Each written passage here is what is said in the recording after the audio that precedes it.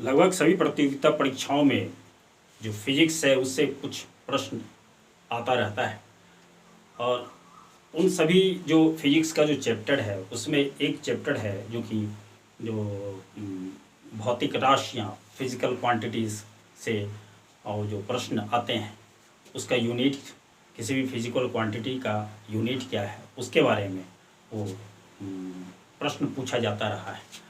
और मतलब देखेंगे आप जो भौतिक राशियाँ हैं फिजिकल क्वांटिटी है और उसकी क्या यूनिट है, उसकी क्या इकाई है, भौतिक राशि है किस उसकी क्या इकाई है, इससे संबंधित प्रश्न जो है पूछे जाते हैं। तो इसी को ख्याल में रखते हुए मेरा ये वीडियो है। और तो जो बेसिक है जैसे मास, द्रव्यमान, डिस्टेंस, दूरी, टाइम, ये सारा का सारा जो बेसिक है वो आप लोग जानते ही होंगे।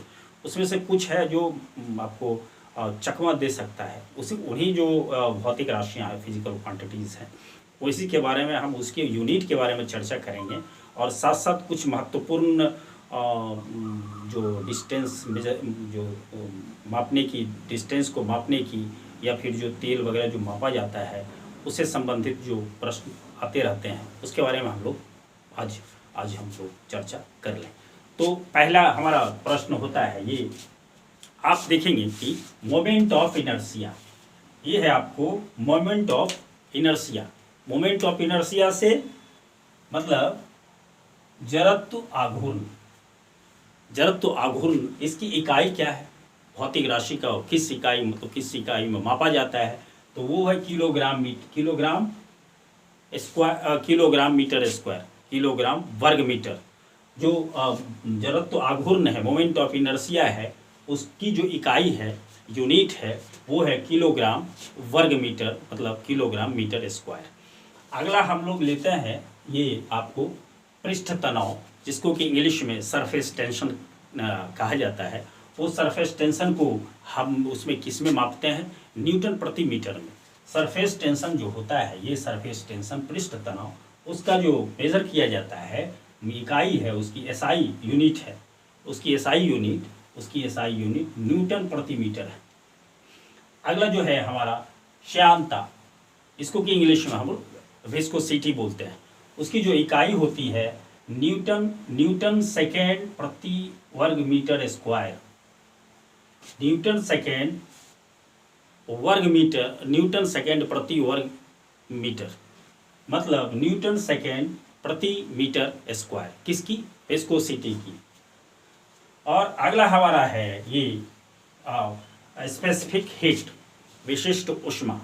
विशिष्ट ऊष्मा का जो हमारा ये यूनिट है वो है आपको जूल प्रति केजी प्रति केल्विन, जूल प्रति केजी प्रति केल्विन। ये किसका यूनिट है, ये क्या है, विशिष्ट ऊष्मा, ये है विशिष्ट ऊष्मा का ये यूनिट है।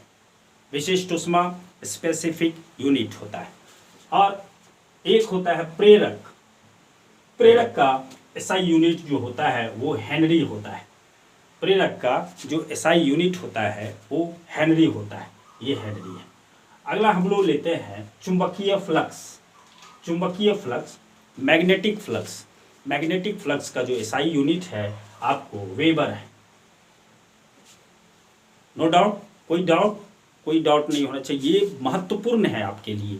आप इसको बाकी सब जो जितने सारे हैं वो आपको याद ही होगा और वो इजी है, याद करना आसान है।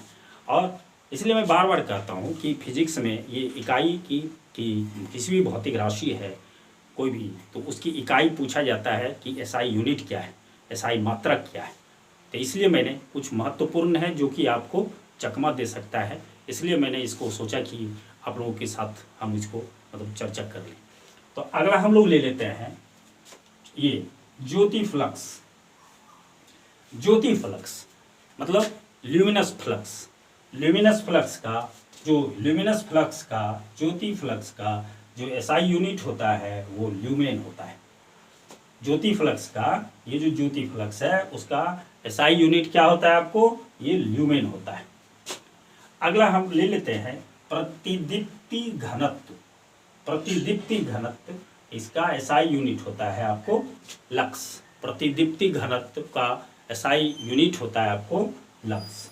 अब आगे चलते हैं हम दूरी को मापने के लिए, ये प्रकाश वर्ष पूछा जाता है कि जो लंबी दूरी है उसको मापने के लिए हम किस इकाई का प्रयोग करते हैं, तो प्रकाश वर्ष। या फिर ऐसे पूछा जाता है कि प्रकाश वर्ष क्या है, दूरी मापने की इकाई है, इसी टाइप का और भी रहेगा, ऑप्शन रहेगा। तो पूछा जाएगा आपसे जो कि प्रकाश वर्ष किसकी इकाई है, तो जो लंबी दूरी है उसकी इकाई आपको प्रकाश वर्ष।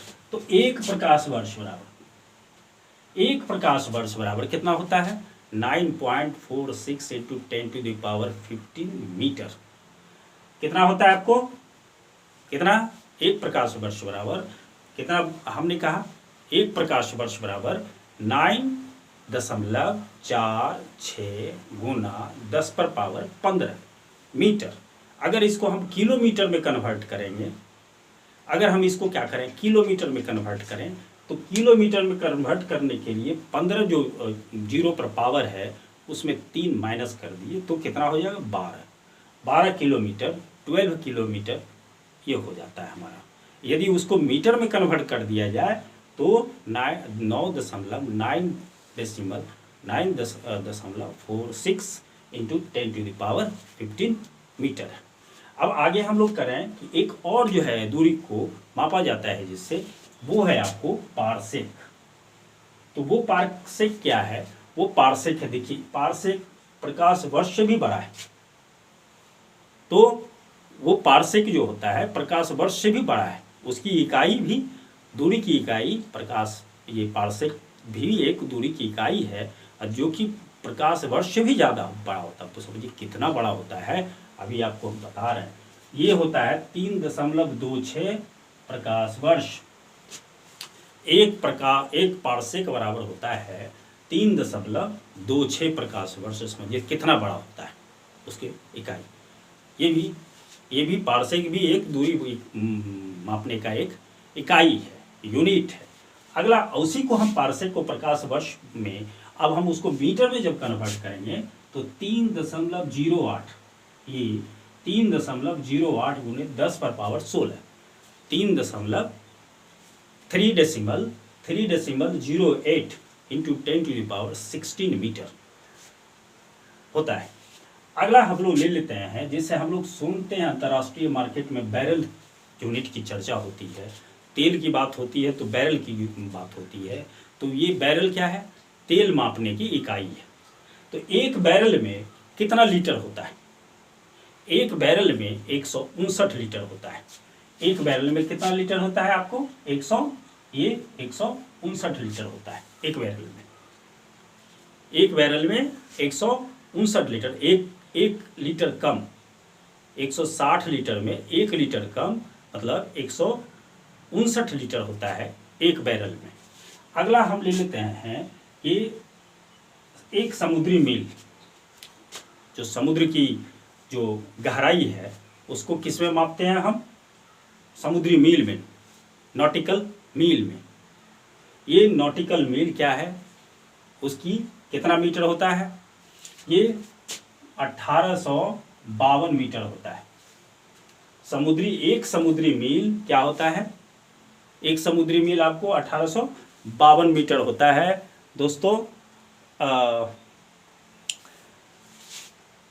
मतलब इसको क्या बोला जाता है, नॉटिकल मील।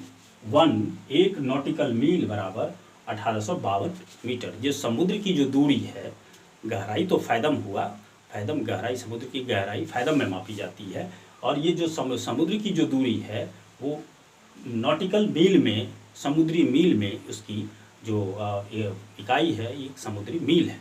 मतलब समुद्री दूरी को मापने के लिए, समुद्र की दूरी को मापने के लिए। और उसमें एक समुद्री मील में कितना मीटर होता है, 1852 जो हम ये मीटर होता है वो होता है। तो दोस्तों आज के वीडियो में बस इतना ही। मैं आपसे ये कहूँगा कि आपको अगर पसंद आए तो लाइक और सब्सक्राइब, मेरा एक चैनल है, इस चैनल को सब्सक्राइब जरूर कर लें। बस, थैंक यू।